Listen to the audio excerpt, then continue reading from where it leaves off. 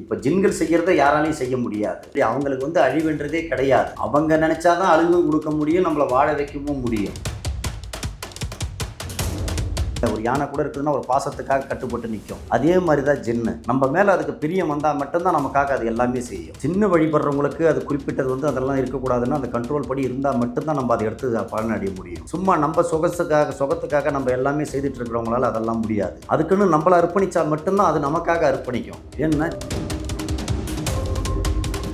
எத்தனையோ பேர் லவ் பண்ணுற பேரில் ஏமாற்றிட்டு போகிறான். அந்த மாதிரி பெண்களும் நிறைய கிட்ட வருவாங்க. என்னை கை விட்டுட்டான், நம்ப வச்சு ஏமாற்றி இவ்வளோ நாள் வாழ்ந்துட்டு என்னை விட்டுட்டான்னுட்டு. அதே மாதிரி கள்ளக்காதல்ன்றது வந்து அவங்களும் நிறைய வருவாங்க. சாமி என் கூட வந்து பழகனா, இன்றைக்கி வந்து விட்டுட்டு வேற ஒருத்தன் கூட போகிறா. அதே மாதிரி பெண்களும் வருவாங்க. என்ன பழகினாரு, எல்லாமே விட்டுட்டாரு, இன்றைக்கி அவங்க குடும்பம் தான் முக்கியம்னு விட்டுட்டு போயிட்டாரு. நம்ம அதையும் சரி பண்ணி கொடுக்குறது தான் நம்மளுடைய வேலை. ஒரு நோய் வருதுன்னா நம்ம அது நோயோட இருக்க முடியுமா?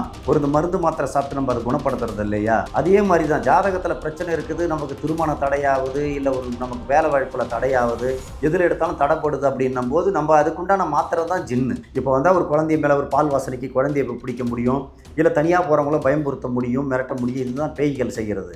ஆனால் ஜின் கிட்ட அப்படி கிடையாது. ஒரு குடும்பத்தையே காப்பாற்றும், நல்ல வழியில் கொண்டுட்டு போகும், யார் எந்த ஆபத்தில் இருந்தாலும் முன்னுக்கு கொண்டாரும். நீங்கள் அந்த மந்திரத்தை படிக்கும் போதே நம்ம உடம்புல ஒரு 100 பேர் பலமே வரும். நம்ம உடம்புல ஒரு கலமலமலன்னு ஏறும். அது யார் படித்தாலும் சரி, அந்த மந்திரங்களை படிக்கும்போது உடம்புல ஏறும். நமக்கு என்ன நடக்கிறதுன்றது எல்லாமே வரவங்க எதிர யார் இருக்கிறாங்க, என்ன பிரச்சனைகள், எதுக்காக வந்திருக்கிறாங்க, எல்லாமே நமக்கு. இப்போ ஒரு பணக்காரனாகவே இருந்துக்கிட்டீங்க, ஒரு ஏழையாகவே இருந்துருக்காரு. ஸோ அந்த ஏழை நினச்சா பணக்காரனாக மாறணும். அவனுக்கு என்ன தேவையானது அதை நம்ம செய்து கொடுத்து அதை சரி பண்ணி விட்டோம்னா ஆட்டோமேட்டிக்காக அது மேலே ஏற்றிட்டு வந்துடும். ஜின் மூலியமாக இப்போ ஒரு வியாபாரம் நடக்கலையா, அந்த வியாபாரத்தில் ஜின்னை கொடுக்குறோன்னா நாங்கள் எடுத்துகிட்டு போய் வைங்க, அது சொல்லி குறிப்பிட்ட நாளுக்குள்ளே அவங்கள அந்த முன்னுக்கு தூக்கிட்டு வரும். ஜின்களை அடையிறதெல்லாம் சாதாரணமான விஷயமும் கிடையாது. அதில் ஆர்வமும் அதில் நாட்டமும் அந்த வெறி இருக்கிறவங்க மட்டும்தான் அதை செய்ய முடியும்.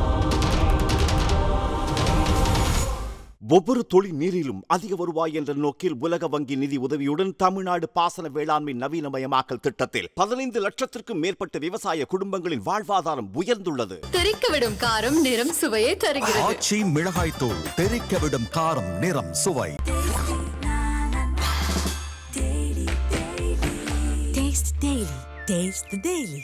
சார், ரீசெண்ட் டைம்ஸில் நம்மளால் பார்க்க முடியுது, இந்த நிறையா கள்ளக்காதல் அப்படின்றது சமுதாயத்தில் வந்து அதிகரிக்கிறத பார்க்க முடியுது. ஸோ கள்ளக்காதலுக்கும் உங்களிடம் அந்த ஜீன் மூலியமாக தீர்க்கப்படுற இது இருக்கா? இப்போது பொதுவாக எடுத்துக்கிட்டிங்கன்னா கள்ளக்காதல்ன்றது மற்றவங்களுக்கு தான் அது கள்ளக்காதல். காதலிக்கிறவங்களுக்கு அது எல்லாமே நல்ல காதல், அவங்களுக்கு அதுதான் உயிராக இருக்கும். இப்போ எதுக்காக ஒரு விஷயத்துக்கு வந்து தேவையில்லாமல் யாரும் வரமாட்டாங்க, சரிங்களா?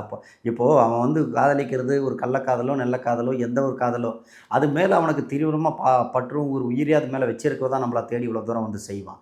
அப்படி இல்லைன்னா அவனே விட்டு கிடாச்சிட்டு போகிற காலம் இது. எத்தனையோ பேர் லவ் பண்ணுற பேரில் ஏமாற்றிட்டு போகிறான், புரியுதுங்களா? அந்த மாதிரி பெண்களும் நிறைய கிட்ட வருவாங்க. என்னை கை விட்டுட்டான், நம்ப வச்சு ஏமாற்றி இவ்வளோ நாள் வாழ்ந்துட்டு என்னை விட்டுட்டான்னுட்டு.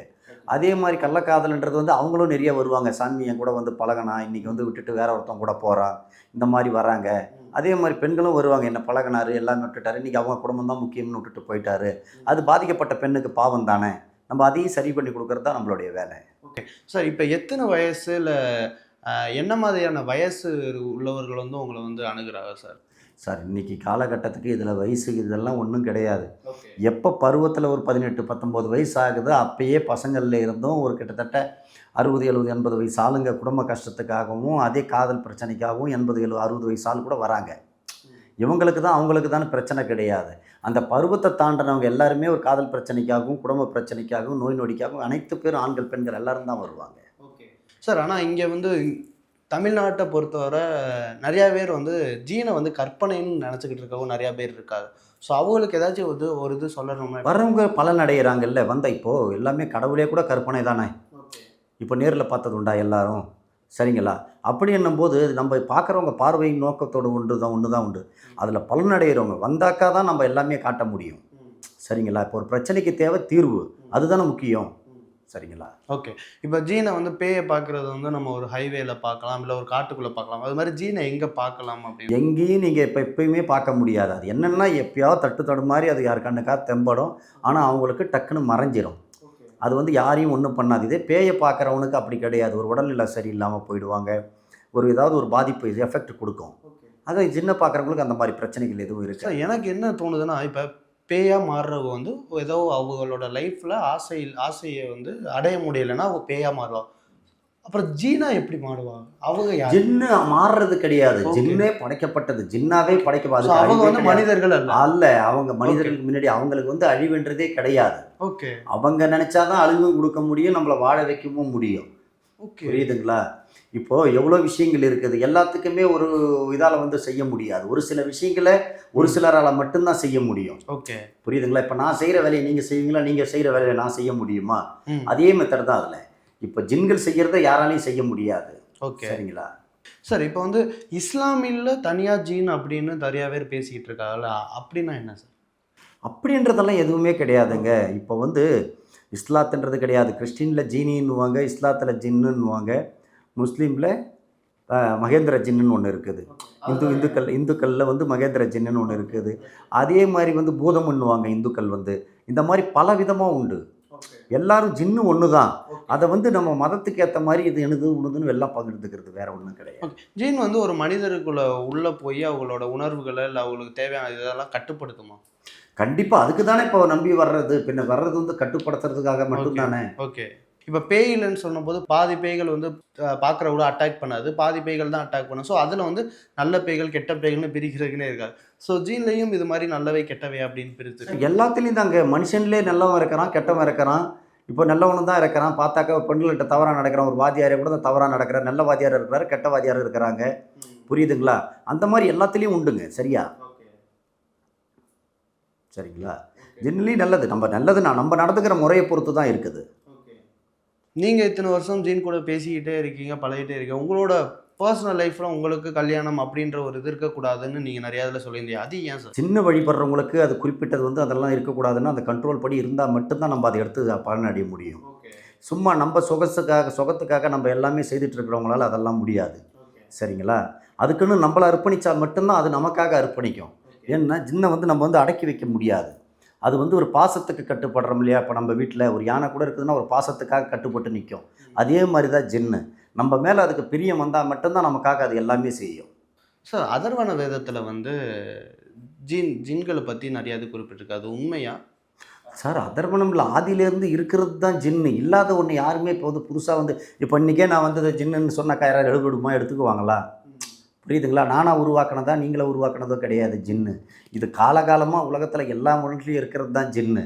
புரியுதுங்களா? இன்றைக்கி நம்ம நாட்டில் இது தெரியுதோ இல்லையோ, மோஸ்ட்லி மலேசியா, சிங்கப்பூர், அரப் கண்ட்ரியில் எல்லா கண்ட்ரியும் உலக நாடு பூராவே தெரியும். ஜின்னுன்னாவே தெரியும். இப்போ இந்த கடவுளை எடுத்துகிட்டு போய் அரப் கண்ட்ரியில் காமிச்சா தெரியாது. சரிங்களா? இதே இன்னொரு கண்ட்ரிலேருந்து இங்கே வந்து காமிச்சா தெரியாது. ஆனால் அப்படி கிடையாது ஜின்னு. உலகம் பூரா ஜின்னுன்னா என்னன்னு எல்லாருக்குமே தெரியும். கடவுள்களுக்குன்னு உருவம் வச்சு கொண்டாடுறாங்க. ஸோ ஜின்களுக்குன்னு உருவம் இருக்குதா? அப்படி கிடையாதுங்க. இப்போ நீங்கள் கடவுளுக்கு உருவம் இருக்குதுன்றீங்க, நீங்கள் அதை காட்ட முடியுமா? இல்லை இப்போ சர்ச்சுக்கு போனாலும் சரி, இல்லை இந்த டெம்பிளுக்கு போனாலும் சரி, ஒரு உருவமாக இருக்குது. நீங்கள் அவங்க வணங்குறது எல்லா கடவுளுக்கும் எல்லா மதத்துக்கும் இருக்குது. ஆனால் ஜின்னுக்கு அப்படி இல்லை. அதை உணர்ந்து படிக்கிறவங்களுக்கு நேர்லேயே காட்சி அளிக்கும் அது. சார் இப்போ வந்து ஜோசியம் பார்க்குறதுக்கு நிறையா பேர் போயிட்டுருக்காங்க. ஸோ அந்த அவங்களோட காலையில் எப்படி எப்போ கல்யாணம் ஆகும், எப்போ அந்த 7 சனி போகும் அப்படின்லாம். ஸோ அவங்களும் ஜீன்கள் பார்க்க அவங்கள்ட்ட வராங்க.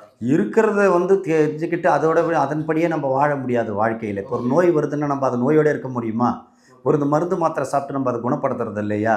அதே மாதிரி தான் ஜாதகத்தில் பிரச்சனை இருக்குது, நமக்கு திருமண தடையாகுது, இல்லை நமக்கு வேலை வாய்ப்பில் தடையாகுது, எதில் எடுத்தாலும் தடைப்படுது அப்படின்னும் போது நம்ம அதுக்குண்டான மாத்திரை தான் ஜின்னு.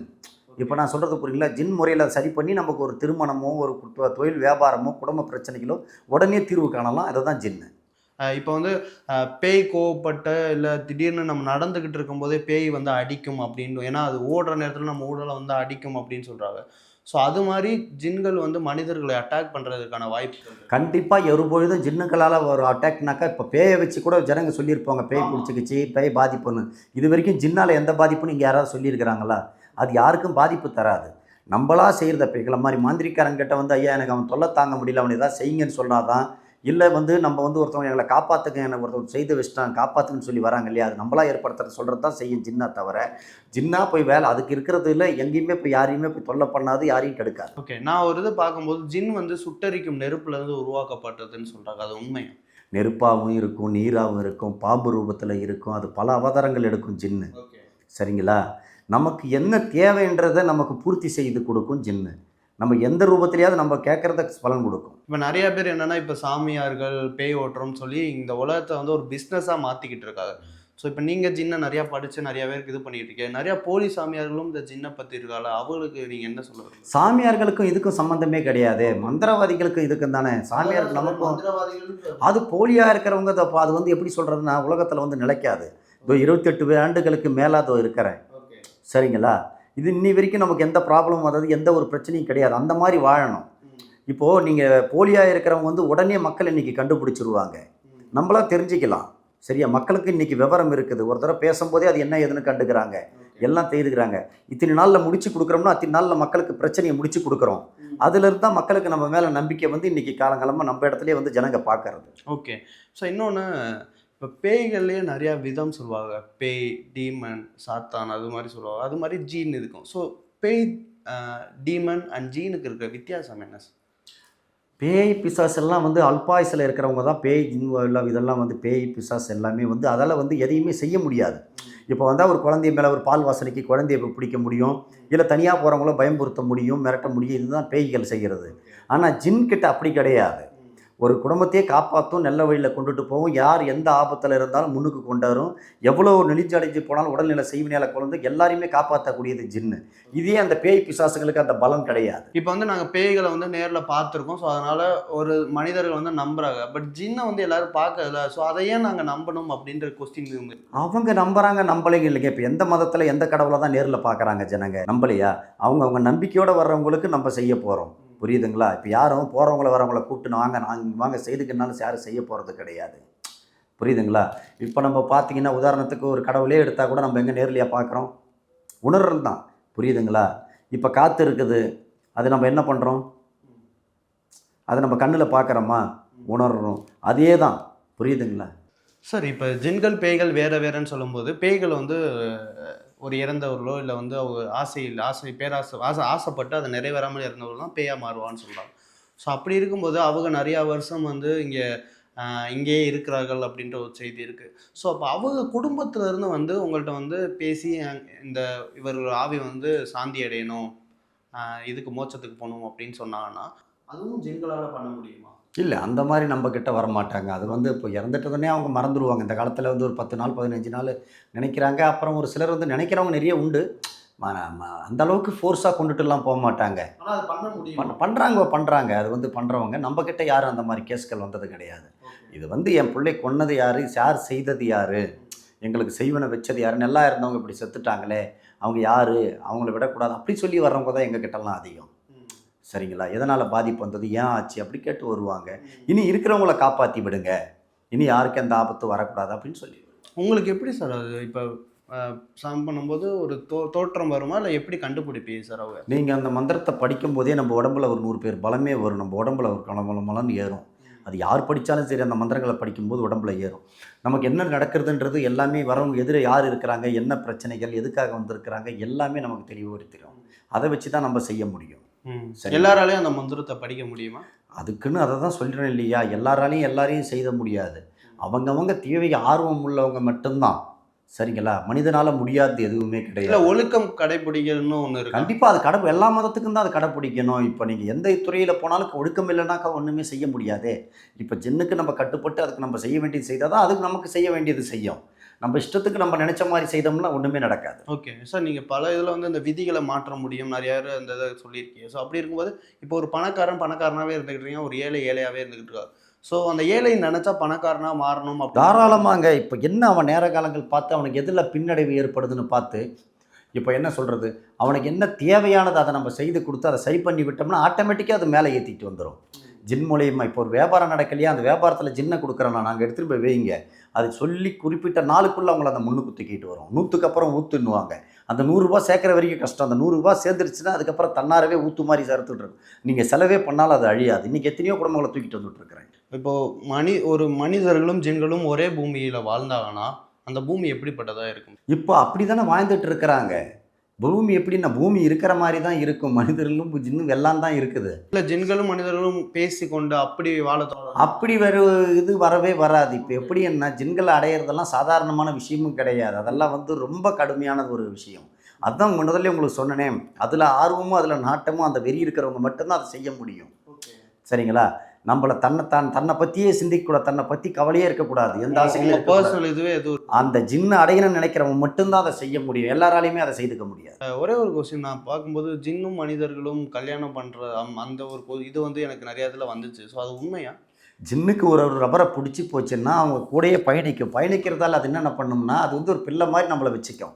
ஆனால் இது என்ன சொல்கிறாங்க, ஒரு சிலருக்கு ஜின்னு பிடிச்சிருச்சு அவங்கள வந்து, ஆனால் அவங்கள எதுக்கும் அழிச்சது கிடையாது, அந்த குடும்பத்தை செல்வ செழிப்பாக நல்லா ஓஹோன்னு வச்சுருக்கோம். சார் இங்கே பேயை வச்சு ஒரு பிஸ்னஸ் பண்ணுறது நிறைய பேர் இருக்கா. ஸோ அதெல்லாம் பற்றி நீங்கள் என்ன நினைக்கிறீங்க சார்? இப்போ மருத்துவரில் கூட தான் இப்போ தவறான மருத்துவர், போலி மருத்துவர் இருக்கிறாங்க. வாத்தியாரில் கூட தான் ஒரு தவறான வாத்தியார் இருக்கிறாங்க. எல்லாம் ஒரு வாத்தியார் தவறு செய்யறது நம்ம எல்லா வாத்தியாரையும் தவறாக சொல்ல முடியுமா?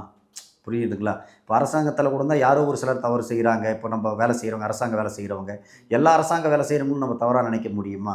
அந்த மாதிரி தான் யாரோ செய்கிற தவறுக்காக எல்லாரையுமே நம்ம தவறாக எடுத்துக்க முடியாது. ஒரு மருத்துவர் தவறு செய்கிறாருன்னு எல்லா மருத்துவரும் நம்ம தவறாக எடுத்துக்க முடியாது. ஓகே, கடைசி கொஸ்டினா, இப்போ ஒரு அமெரிக்காலேயோ இல்லை ஒரு நாட்டில் இருந்து உங்களை நேரில் வந்து சந்திக்க முடியாமல் ஆன்லைன்லேயே அவர்களுக்கு ஜின் மூலியமாக அவங்களோட ஜின் இதன் மூலியமாக அவங்க என்ன கேட்குறாலோ அதை சரி பண்ணிட முடியுமா? கண்டிப்பாக அவங்க பேர், அவங்க டீட்டெயில் எல்லாமே தெரிஞ்சதுன்னா அவங்களுக்கு துணையாக இங்கேருந்து ஜின் உலகம் பூரா தான் போகும். ஜின்னுக்கு வந்து எல்லாம் கிடையாது. எங்கே இருந்தாலும் அந்த குடும்பத்தை காப்பாற்றி கொண்டாடும் நம்மளால் முடியும். இதன் மூலியமாக மக்கள் நிறைய பேருக்கு வந்து நிறைய பேர் அதை நம்ப மாட்டாங்கன்னு இருக்கும்போது மக்களுக்கு நீங்கள் என்ன சொல்ல விரும்புறீங்க? மக்களுக்கு சொல்ல வேண்டியதே கிடையாது. இந்த காலத்தில் மக்களுக்கு எல்லா விவரமும் இருக்குது, எல்லா உலகமும் எல்லாமே தெரிஞ்சு தான் அவங்களாம் வர்றதா. நம்ம யாரும் மக்களுக்கு இன்றைக்கி நம்ம சொல்லி எல்லாம் புரிய வச்சு சொல்கிறதெல்லாம் எதுவுமே கிடையாது. அவங்களே உணர்வாங்க, அவங்களுக்கா தெரிஞ்சு தான் வராங்க. இப்போ நீங்கள் சொல்கிறதால மட்டும் அதை ஏற்றுக்க மாட்டாங்க. இதுதான் நம்மளே இல்லை, உனக்கு ஒன்றும் இல்லை, நீ பயப்படாதம்மா, உனக்கு ஒன்றும் இல்லைன்னு சொன்னாலும், இல்லைங்க சார் நீங்கள் இப்படி சொல்கிறீங்க, எங்களுக்கு இந்த பாதிப்பெல்லாம் எங்கள் வீட்டில் நைட்டில் சத்தம் கேட்குது, எங்கள் குடும்பம் இப்படி இருந்தது கிடையாது, தொழில் நஷ்டம்னு அவங்க தான் சார் நமக்கு சொல்கிறது. நம்ம யாருக்கும் வந்து நம்ம சொல்கிறத வந்து ஜனங்க ஏற்றுக்காது. இன்றைக்கி எல்லாருக்கும் எல்லாமே தெரியும், உலகம் பூரா தெரியும். ஓகே சார், தெளிவான பதில் கொடுத்தே நேரத்துக்கு நன்றி.